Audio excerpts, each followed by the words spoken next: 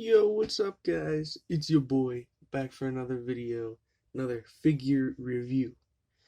Now, today I got Friday the 13th, Part 5, A New Beginning, Dream Sequence, Jason Voorhees. So, this figure came out a while ago. I don't know exactly when, but I've been meaning to get it, and I got it for Christmas here, and so I really like it, and I like Friday the 13th. So we're going in with a review for him. Taking the figure out of here, take a look at the box. Neca always has nice boxes. I feel like they put a lot of effort into them, which I really like. There's a bad rip on there. Oof, ouch. But they're always nice to display. Even if you keep the figure in box, you can still look in there. I really like that picture. The Jason crawling out of the grave. I think that's really cool. Getting this trash out of here.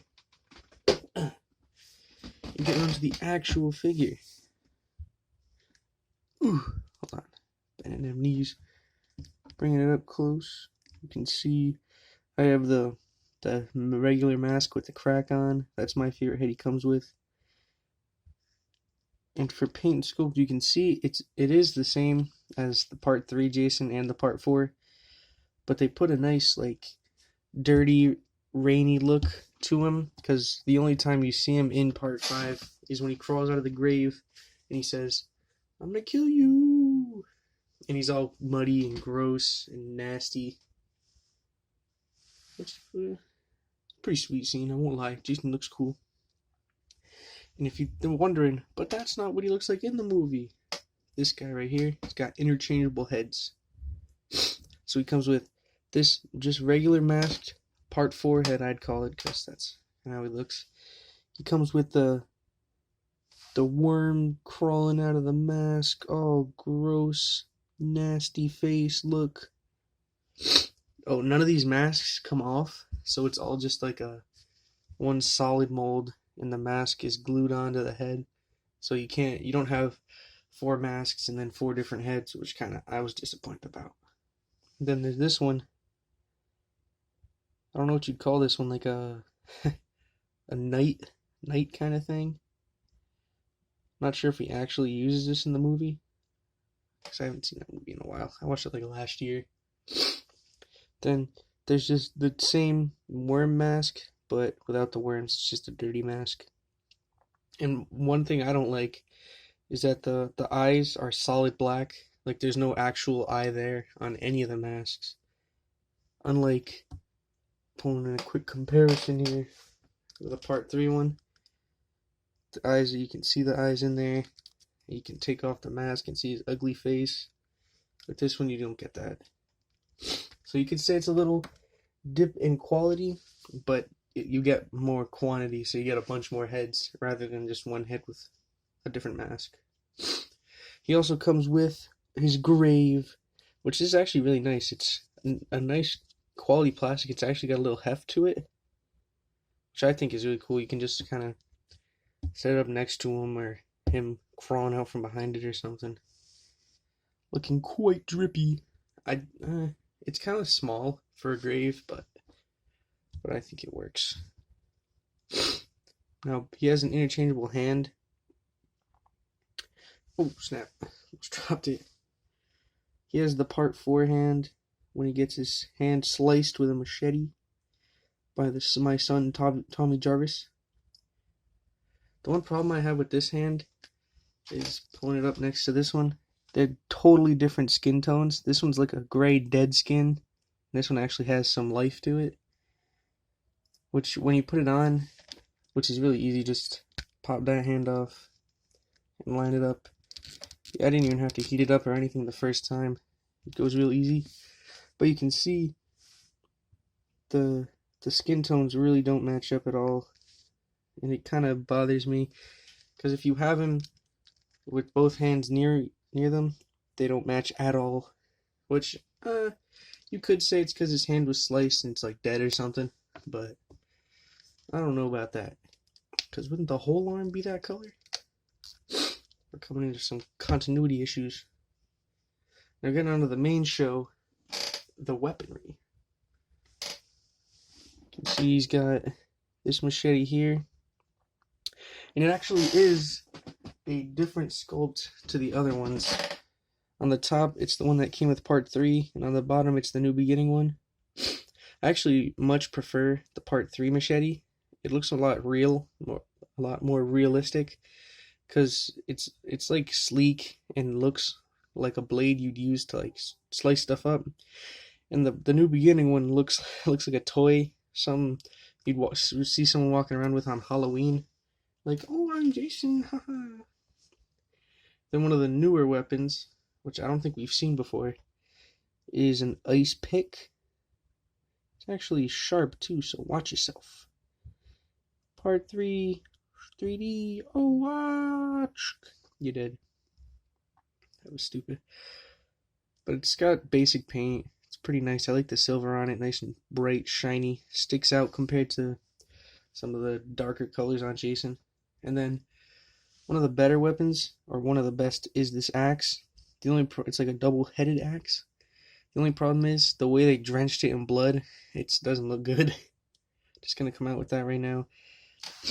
It kind of looks weird. It looks like a toy. That's the one problem. I like having my Jason with realistic weapons, so I wish they would have given him just a regular silver, because the handle looks really good, and then the silver that's peeking out would look good, but they put all that blood on it.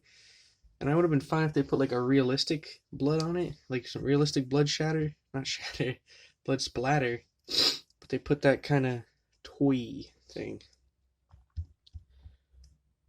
Ooh, we got Jason back here now. I'm going to go over the articulation now. So bringing him up close. You can see at the head, he can look up that far, down just a little bit. Does he even have a neck hinge, or am I just going crazy? I don't know. He looks down that far. Comes from the side. He's got some decent pivot at the arm. Rotates. Ooh, that's some tight joints. Rotates all around 360. Moves up that far. There's a rotation at the elbow. One joint, which works. It's okay. Then at the wrist, there's just a ball, so it got the swivel, the up and down, the side to side. Everything you could want. And now here, he's got like a kind of an ab crunch. I'm not sure. It's a waist joint, I think. So you get some all around, some forward and back, side to side. Pretty decent working too. It's not that bad. It stays tight. Then at the legs, goes forward that far. Back just a little bit, but if you go back, you get that joint poking out. Kicks out to the side pretty good if you want Jason in those kind of karate poses, which I don't think I did it once before and it was kind of wacky, but it works. Single joint at the knee, not too bad. Then rotation, barely any up and down, just a tiny bit of pivot. So the articulation's not that bad. He works. I think it's a little worse than the original part 3 at the ankles. They must have done something where they tightened up the pant leg around it or changed a joint, so it's not as fluid moving. Now for some scale. Where'd I put the ruler? Oh, found a ruler. He's gross and back for more. You can see he's like just under 7.5 inches tall, so he fits in the Neca 7-inch scale pretty well. I think this is an ideal height for a Jason.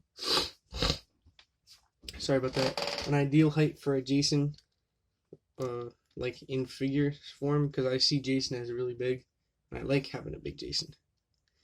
So for some comparisons, here's the part 3 Jason, the Neca one, and then the Mezco part 3 Jason. You can see I think my part 3 Jason, I didn't put the neck or the head on all the way, so he's got a little bit of height on him. But it kind of seems like they changed the neck too, not as long. If I put it sideways like that, you can really see it. It really looks like they changed the neck joint, or not the neck joint, the neck mold, so that it's not as long or like thick. It's kind of weird. Seems like they changed that whole joint, and he doesn't have as big of a hunch either. well, he's dead. That's just cue to move him. He doesn't have as big of a hunch. So I feel like they probably changed a little bit of it.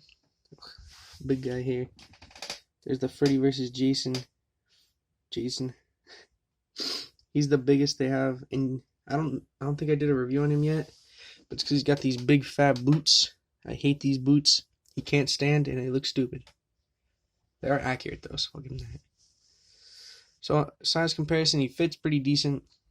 I think he looks the best out of all of them for like a dirty end of a movie kind of Jason, like how at the end of almost every movie he's presumed dead, but then he's not dead. So you can say he's all gross and beat up. I think that would work for that especially well. And even just for a part 4 Jason, you could use him too. Because he comes with the broken mask, he comes with the sliced in half hand. He just doesn't come with the head to put the machete in, which is the only reason you'd buy part 4 Jason. Not to be rude to part 4 Jason. Okay, so some final thoughts on this guy. I actually really like him. He's a high quality figure, and for the price, he's not bad. Comes with a lot of accessories, a lot of interchangeability. You pretty much get like 3 figures in one, if you count this. Wow, that's the bright lights. If you count this as a separate like a figure, you could say this is Night Jason from 1566. Then you got an extra figure. So it is a good figure. I do recommend, and it's a good addition to the Friday the 13th collection. Well, thank you guys so much for watching. I'm going to be doing some more of the FNAF reviews next. I'm going to be doing a nice little recording session now. So I'm going to be doing this guy, then I'm going to do the FNAF wave, so that's all going to be coming out. I'm hyped for that. You might be, I'm not sure. But thank you so much for watching, and I'll see you guys next time when I hit Jason with the Dying Light dropkick.